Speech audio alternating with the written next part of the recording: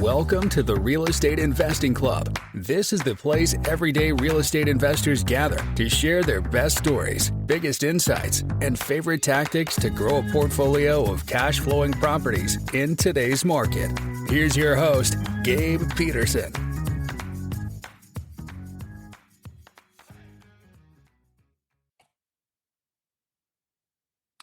All right. Welcome back to another episode of the Real Estate Investing Club. Today is a good day. We have Jonathan Crutchfield with us.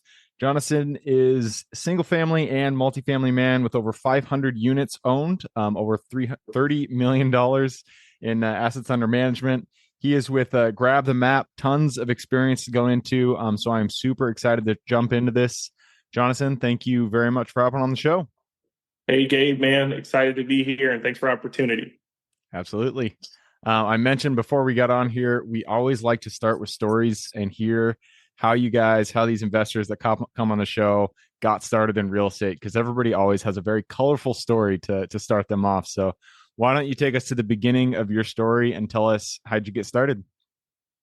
Yeah, so regular guy, grew up in Tallahassee, Florida, was living the dream, right? Where you follow what your parents ask you to do.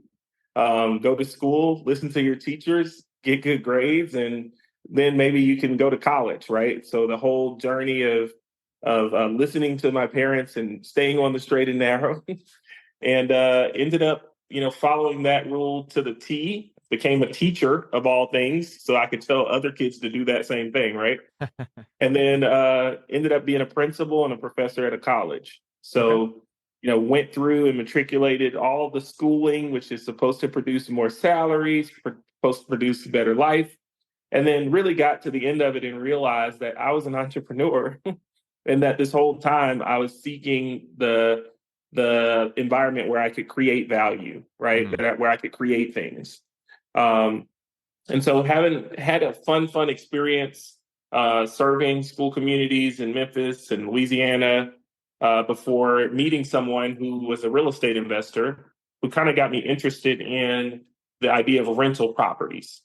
Okay. And so, first experiences with real estate was like Dave Ramsey telling me, don't do it, don't borrow any money. And Dave Ramsey, man, our parents' generation just love that guy, but he gives the worst financial advice.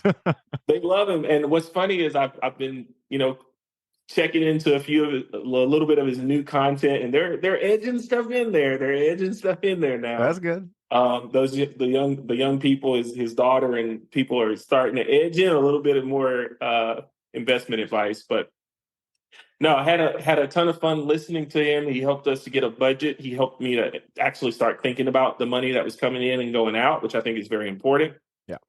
And then started listening to podcasts, old stuff like Clayton Morris on the Rental Income Podcast, and just a few other guys that started getting me thinking about, okay, I can have passive income as a way to increase my salary, not just put in more time, right? Yeah. And I think that idea of passive income got me into this. Ask me how I feel about passive income these days, and I say, hey, make sure you find a good operator and put your money in as much as you can get in, because that's about the closest you're going to get to it now. Yeah. Passive income, truly passive income, really doesn't exist in real estate unless you're investing into somebody else's syndication. 100%.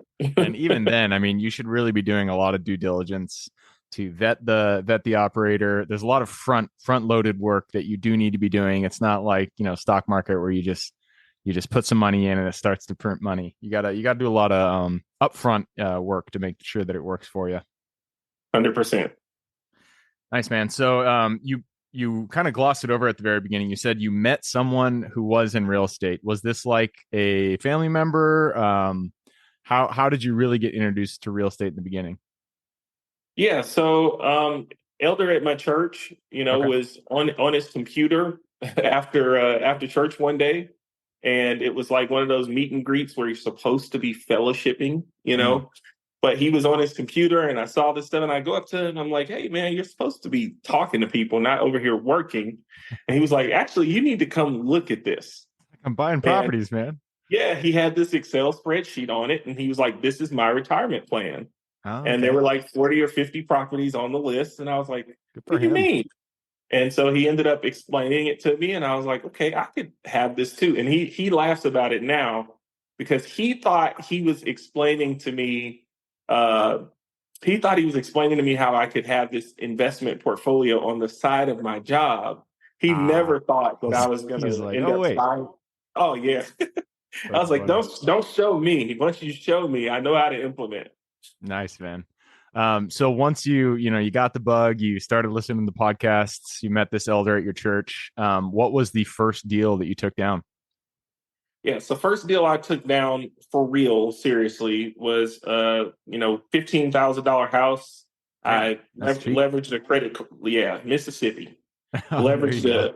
a, it's everything you would imagine a $15,000 house would be. Yeah. And actually, I can go full circle with this story now because I sold that house about 6 months ago. Oh, wow. And $15,000 house, everything you would imagine, bad area, bad, windows, bad smells, Bad, bad, just bad all bad, bad, around. bad, bad, bad. Yeah. But hey, I could afford it. Yeah. It was something that I could get my hands into. And we used a lot of sweat equity on that house. My wife and my kids. I had a 4-year-old and a 2-year-old at the time, and my 4-year-old and my 2-year-old helped me paint some stuff inside and There you some go. got stories from the house. You know what I'm Yeah. saying? Putting them to work early. Yeah, but that first deal, was where I realized that I could actually add value to a house. Doing that sweat equity made the house worth more, and it also created a safe, place for people to live. Yeah. So, it's pretty cool that that has now turned into us doing that for business, and that's what we do every day. Yeah. Yeah. And those really cheap houses, I always actually tell people not to go that route just because there is a chance that you're going to be dissuaded from continuing the journey just because of all the work that really is involved. Especially, I've had houses passed over to me that were like $5,000 in Mississippi. But they're just gut rehabs, which I feel Mhm. like is a really difficult endeavor to get into when you're just starting. But if it works out for you, I feel like that's a really good starter. Because you're getting into it really low. You're putting in the sweat equity, and then you're taking out the equity once you sell it. You said you just went full circle on that house. What did you sell it for at the end? Yeah, I sold the house for 85 grand. There you go. I had owned it for over 7 years. Okay. So, it definitely went up in value. I also got the depreciation from it, all of the appreciation, all of the interest, I borrowed money against it. So it definitely served its purpose. Yeah. Um, and, I'm actually making this decision with, 20 to 30 properties in our portfolio right now. And what's interesting about what you said is that I wouldn't buy them again. Yeah. Right. Like we did what we could do based on our mindset at the time, which was, hey, I've got this $15,000 credit card. Like, let's figure out how to leverage it into, something. It wasn't very deep thinking. Yeah. Well, hey, I And I mean, think a lot of people start like that. what's awesome about your story though is that you took the first step that you knew. And I feel like that's what people really need to do when they're kind of their world has been opened into real estate. They understand the potentials of it. To get started, you just need to take that first step. If it's buying a $15,000 house and that is the step that you can see in front of you, take the step, because more steps are going to be opening up to you as you continue down your journey. You're at what do you say, 500 units now, over $30 million assets under management. So that first step was necessary for you at that time. And then once you got that deal done, you went through the process, you kind of understood how it worked. And I'm sure more paths started opening to you. You kind of understood how the game worked a little bit better because you had that experience. 100%. And that still happens, at the level that we're at today. Is the more experience you get, the more you can kind of adjust and figure out, okay, what do I like doing? What don't I like doing? What was easy? What was, less easy? Yep. I'm using my words carefully there because none of it's easy. Yeah. Good point. Um, Sweet. So let's fast forward just a little bit. You bought that first house. It went well. You put your sweat equity into it. Now you have 500 units. So tell us a little bit about the evolution of your career. Give me specifically, go over like the flex points, the catalysts that you kind of ran into, the moments that really catapulted you, where you kind of had that aha moment and realized like this is going to be the next step for me. Sure, sure. So the headline 500 units is kind of interesting because there is I have no idea how many units we actually own today. It's a rough number. So yeah, it's a rough number, and people like put that number out there because it's quite an achievement. At one point, it was 500. I don't know. It might be more than that now. But the whole point is, at some point, you realize that if you have systems and you have the right people in place, you can replicate a process over and over and over again. Yep. And not only that, I think the eureka moment for me was once I realized that there were owners who owned multiples that wanted to get out. So instead of doing it one deal at a time or one property at a time, we started seeking out portfolio owners, right? People that had more than one. It's actually still my favorite list that we use to look for off-market properties today. And we started making offers against multiple properties instead of just making offers on one at a time. And that can be a real game changer for folks that are trying to scale up.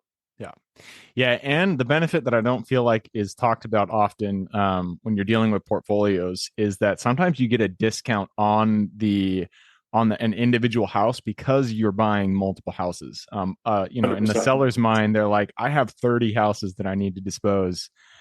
I don't want to go through the sales process 30 times. So I'll give you a discount on my properties because you're buying them all at once, and it reduces the headache me, Mr. Seller, has to go through in order to get these sold. 100%. Yeah. 100%. And as someone who now has been on both sides of it, we've bought and we're sold. We're not just buyers. Like, we're also selling all the time. So it certainly is convenient once you realize that you're dealing with real buyers to try to figure out what their goals are and try to figure out if you can work a deal that helps them accomplish their goal and helps you accomplish yours. Yeah. Yep, absolutely. So let's talk about the sales process real quick. You're dealing with portfolio owners. That means that they're relatively sophisticated. It's kind of like a commercial owner where they understand what they're talking about. How does that sales process work? How do you negotiate the deal once you get in contact with the seller?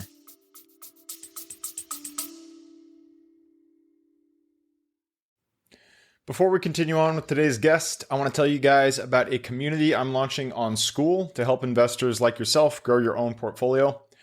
In this community, you'll get access to all the docs I use, all the systems I've built, everything I've used to grow my own portfolio, as well as instructions and guidance on how to get out there and find great deals, how to finance those deals, and then how to manage them for great returns. Since we're just launching it, the price will be set at a measly $20 per month, and whatever price you join at is the price you'll have for life. We will be increasing the price as the group grows, so if you're at all interested in growing your portfolio along other investors, now is the time to join.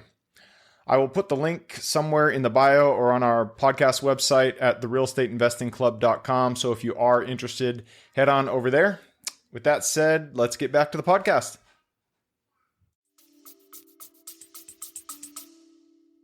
Yeah, so it's really about a conversation, right? Like, it's about alignment. So, a lot of times they're ready to sell. You're trying to figure out what their reason for selling is. Some of the most common reasons for selling are they're trying to trade into another asset. They're trying to grow into another asset that they just got tired, right? They have a headache. Maybe it's time to pay a tax bill and they have to move assets around. But once you figure out what their reason for selling is, then you try to figure out if your goal is in alignment with theirs, which most of the time as investors, we're trying to get equity. We're trying to buy at a discount. We're trying to get that value add opportunity. And so if there is alignment between those two things, then at that point, we certainly look for a way to make an offer where both people win. And that's those are the deals that have worked the best for me.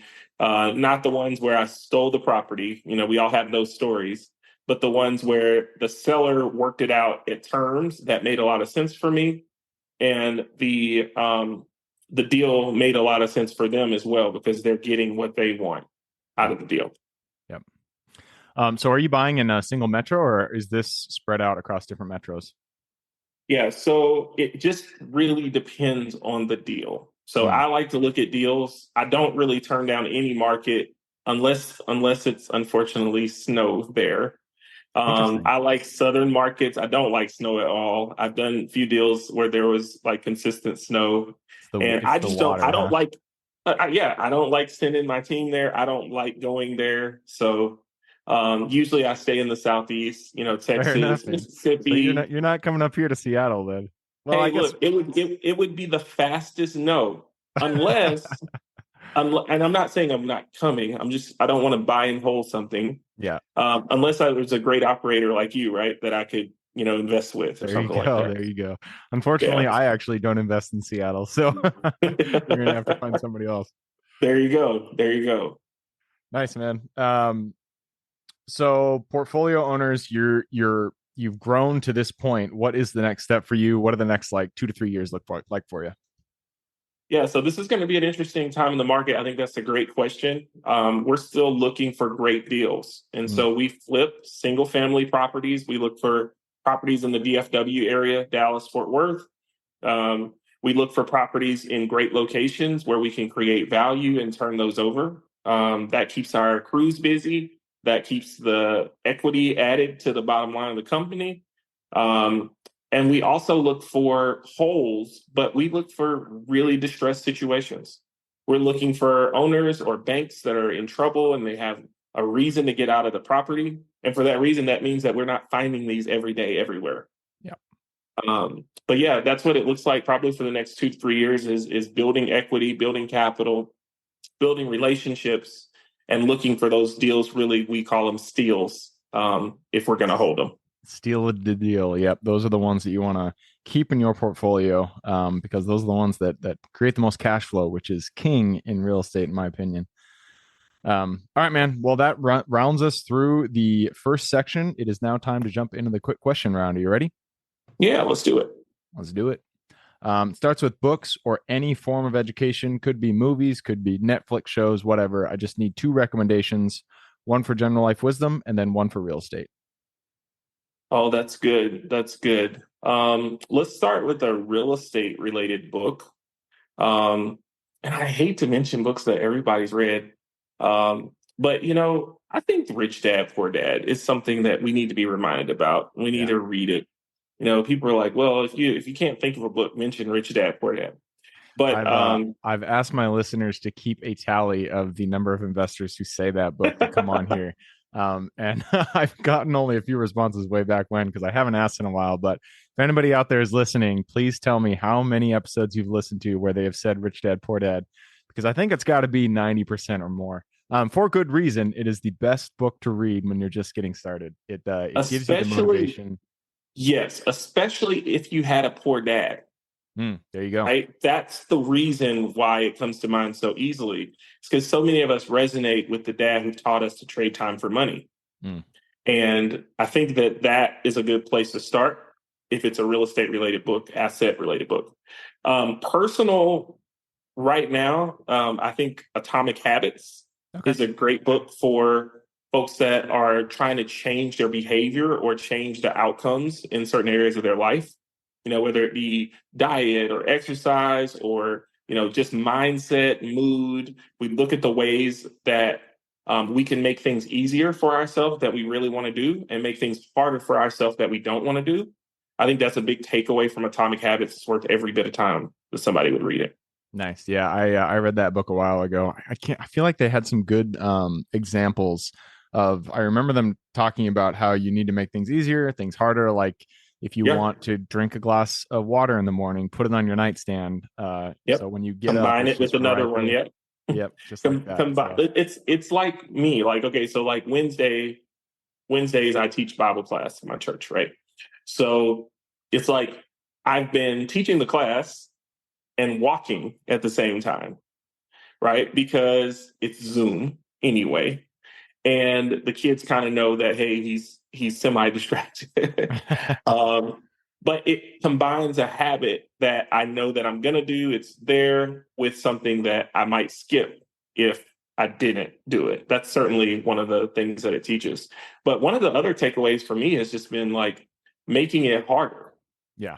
Like making it Yeah. harder. So If like you if don't want to eat you sugar, put it like way up at the top of yeah, the of the freezer or something like that. yeah, something like that. Or like mine lately is like if you want to wake up at a certain time, like put that alarm away from where you have to get up. Yep. And that does it every time. So yeah, man, I appreciate you asking that for sure. Sweet. Yeah, good recommendation, Atomic Habits. All right, that leads us to the next question. This is for your younger self. Let's go back to the Jonathan who is still a teacher, still a principal way back when. Go to him, look him in the eye, give him one piece of advice moving forward. Every relationship that you have should be with people that are headed in the direction that you want to go.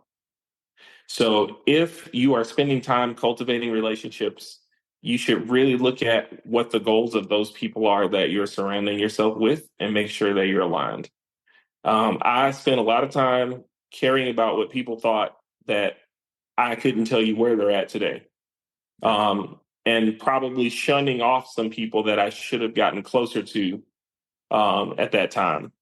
I think that we should spend a lot of time cultivating our relationships and looking for alignment. Yep, absolutely. Values first. That's a great way to live life, especially when it comes to relationships. Yep. All right, next question is about your business. The first three positions we hire form the foundation of our business moving forward. So, what were the positions for you? And if you did it again, would you do them in a different order? Yeah, I would do them in a different order. First position I hired for was a property manager. Mm. And that person started, dealing with the tenants and all my paperwork, really kind of an assistant slash, property manager. Second position I hired was for an assistant. That person paid the bills and handled the mail when it came in, you know, checked my calendar and all of that. And then the third position I hired for was a virtual assistant, a VA, which, can kind of do all around things, make flyers, photos, marketing materials, all these things that, I don't want to get bogged down in time with. If I could go back and switch the order, I would hire a VA first because I think it's one of the most important positions for entrepreneurs or business owners. And you can start with a very small amount of hours, but it saves you so much time if you could just think about what are the tasks that I don't need to be doing and offload those to a very cheap outsourced labor source. Yep, absolutely. And one kind of thing that I want to throw in there, VA, I 100%, that's the first thing you should hire. I have noticed I've hired so many VAs in my career, and Yeah. I rarely, if it's a virtual assistant, they're generally outside of the US. And I've been having a lot of luck with Egypt and South Africa VAs recently. And so if you guys are out there and you're looking for VAs, most of them are going to come from India, Pakistan, Philippines. They're great. They're still great VAs. But I'm just saying, recently I've had a lot of luck with Egypt and South Africa, mostly because their accent is not it's similar to what we kind of experience here in the US. And so it just goes a little bit easier when they're on the phone. So that's just something I had to throw out there, something I kind of noticed recently. So all right, next question is about the US. It's a big place, a lot of opportunity out there. Give me the single metro you're most excited about investing in today. I love Dallas, Fort Worth. Yep, buddy. It makes it easier because I'm spending a lot of time there. It's home now. It also makes it easier that we've seen 7,000 people moving here every day. Wow, every day. That's crazy. It's crazy. It's absolutely insane. But also, what we see is business friendly government. We see lots of labor and available labor for investors, people that are trying to get into business. It's just a great place to live. So DFW, check it out. There you go. All right, next question is about finding deals. It all starts with getting in contact with the seller and writing up that purchase agreement. So, what is your favorite way to generate leads and find new deals? Ooh, that's tough. My favorite way today has changed. My favorite way today to do it is to have websites set up that you drive traffic to. and you're getting leads that are coming to you per click. That's my favorite way today. Back when you didn't have a lot of money, I'm sure that was not your favorite way. That was definitely not even an option. PPC is great. I absolutely, it does cost money, and in my experience, it takes a lot of testing. So if you don't have the budget to hire a third party company to do it for you, or you don't have the time to do it yourself, things like cold calling, mailers, probably a better route. But PPC for sure is it's a great way to generate leads. All right, next question is, I lost my spot. I do this so many times. Oh, there we go. Lessons learned. You've done tons of deals, 500 plus units. There's got to be double, triple that in the number of deals that you've done in your career. So I'm sure some of those did not go the way that you planned. So give me one deal that went a little bit sideways, and then tell me about the lesson that you pulled from that deal. Yeah, so I would combine them all, and I would just say, make sure you're well capitalized for projects. I've had lots of projects that I got started. It was a great idea. We run out of capital, right? You have to figure out how you're going to raise the capital, or you have to lose the deal, or it takes forever and you're losing money on interest, all kinds of stuff. So really make sure that you have a plan when you buy that property for how you're going to fund not just the purchase, not just the rehab, the holding costs, all of the expenses related to that transaction. And if you don't have a very solid plan, don't buy it. This is really, really important. Yeah, I've learned that lesson myself. And it's just so tempting, especially when you find a really good deal and you really want to buy it, but you don't have a plan or the funds currently to execute the full plan, to get from purchase to rehab and all that stuff. If you don't have that, you're right. Just don't do it, because things can go wrong and you're going to get stuck with something that you can't finish. 100%. Great lesson.